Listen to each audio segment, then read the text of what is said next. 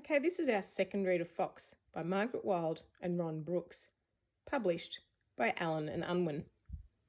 This time, I'm going to be doing some thinking out loud to help me understand what's happening in the story.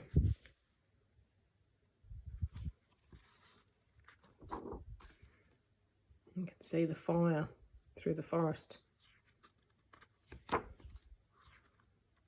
And Dog and Magpie.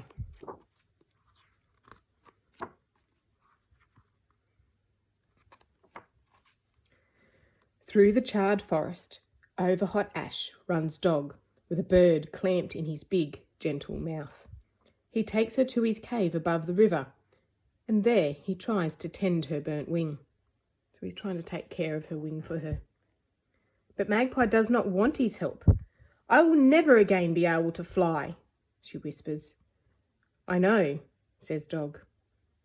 He is silent for a moment, then he says, "I am blind in one eye, but life is still good."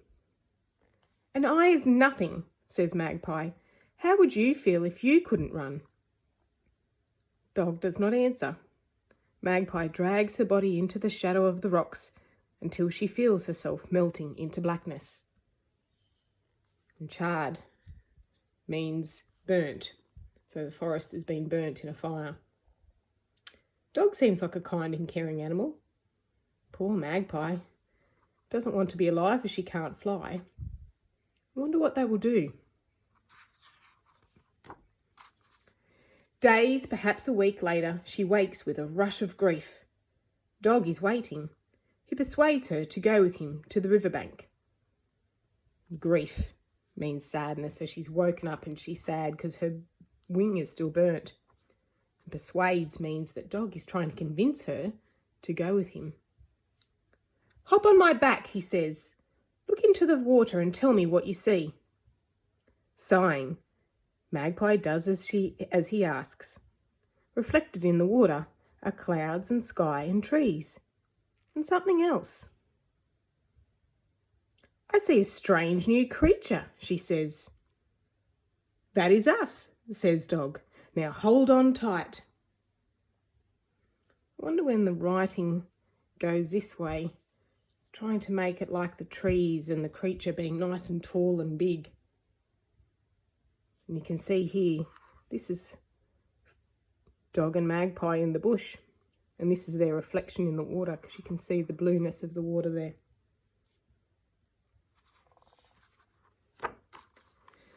With Magpie clinging to his back, he races through the scrub, past the stringy barks, past the clumps of yellow box trees and into blueness. He runs so swiftly it is almost as if he were flying. Magpie feels the wind streaming through her feathers and she rejoices. "Fly, Dog, fly! I will be your missing eye and you will be my wings." Rejoices means that Magpie is happy. Feels like she's flying again. They're working together as a team. They need each other to see and fly. And they trust each other. And so Dog runs with Magpie on his back every day through summer, through winter. They must have been together for a long time. After the rains, when saplings are springing up everywhere, a fox comes into the bush. Fox with his haunted eyes and rich red coat. He flickers through the trees like a tongue of fire, and Magpie trembles. The saplings are like new little plants that are starting to grow. Fox doesn't seem friendly with his haunted eyes, and with the word flickers, it suggests that he's racing quickly through the trees, watching Dog and Magpie. And Magpie trembles. She's shaking. I don't think Magpie feels safe. I wonder if she has seen a fox before.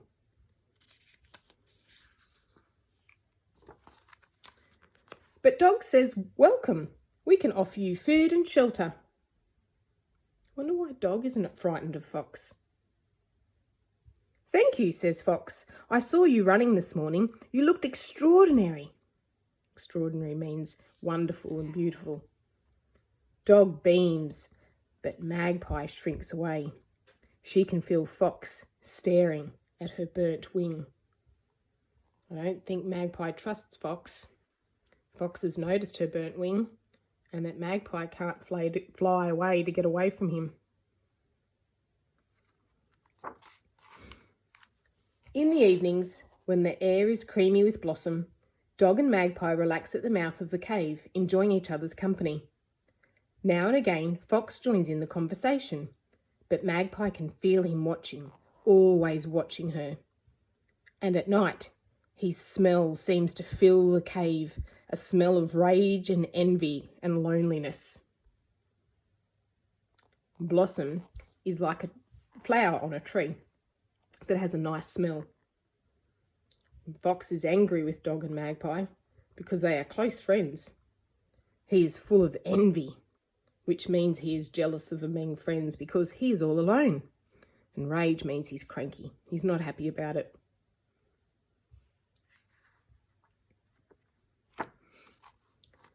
Magpie tries to warn Dog about Fox.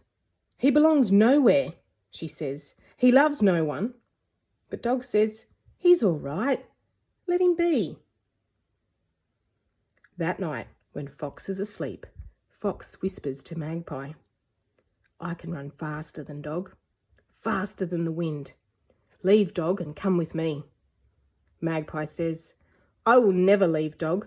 I am his missing eye and he is my wings. Fox is trying to make Magpie move away from Dog. Fox says no more that night, but the next day when Dog is at the river, he whispers to Magpie, do you remember what it is like to fly, truly fly? Again Magpie says, I will never leave Dog. I am his missing eye and he is my wings. But later that day, as Dog runs through the scrub with Magpie on his back, she thinks, this is nothing like flying. Nothing. And when at dawn, Fox whispers to her for the third time. She whispers back, I am ready. Fox is being very sly and sneaky. And Magpie must really miss flying to go with him.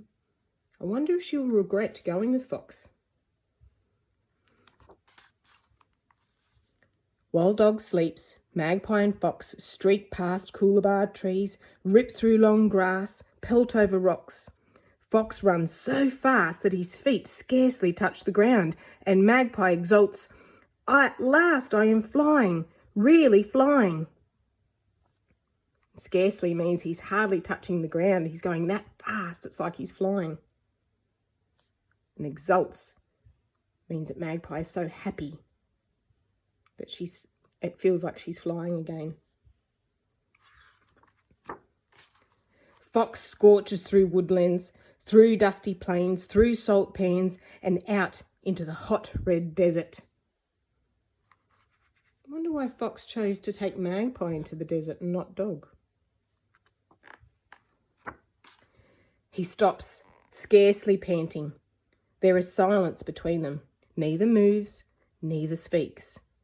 Then Fox shakes Magpie off his back as he would a flea and pads away. As he would a flea, he obviously doesn't really care about Magpie when he shakes her off his back like that. He turns and looks at Magpie and he says, now you and Dog will know what it is like to be truly alone. Then he is gone. In the stillness, Magpie hears a faraway scream. She cannot tell if it is a scream of triumph or despair. And triumph means when you win, you feel like a champion. And despair is sadness. So I wonder if Fox feels like he's won because he's separated Magpie and Dog, or if he's sad because he feels bad for what he's done.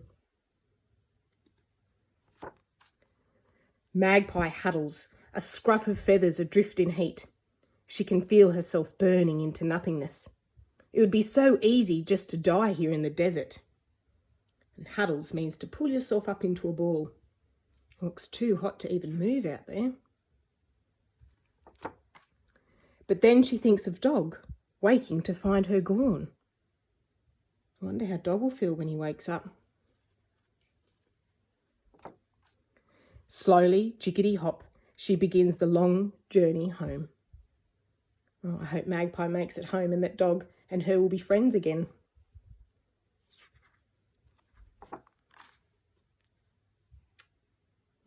Looks like all the growth and all the plants have come back in that burnt forest. Sort of like a bit like new life and new beginnings. I wonder if that means that there'll be a new beginning for Dog and Magpie.